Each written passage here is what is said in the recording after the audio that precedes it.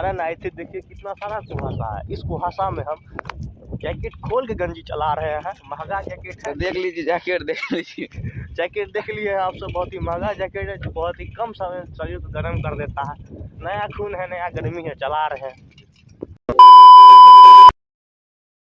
तो नमस्कार दोस्तों, हर हर महादेव में आप लोग का दोस्त मनोहर। तो फिर से एक बार हम सहरसा के बिहार जिले आरण जिले में आए। तो यहाँ पर बहुत सारे मोड़ रहते हैं, तो आप लोग को ब्लॉग दिखाएंगे। आगे के एंजॉयमेंट कीजिए। सो फ्रेंड्स, जो भी हमारे वीडियो पर नए हैं तो हमारे वीडियो को लाइक कीजिए और सब्सक्राइब कीजिए और बेल आइकन को प्रेस कर दीजिए दोस्तों। Thank you. जैसा कि देख सकते हैं दोस्तों, यहाँ पर मोर है, तो यहाँ पर अभी दाना खा रही है। तो आप लोग देखिए।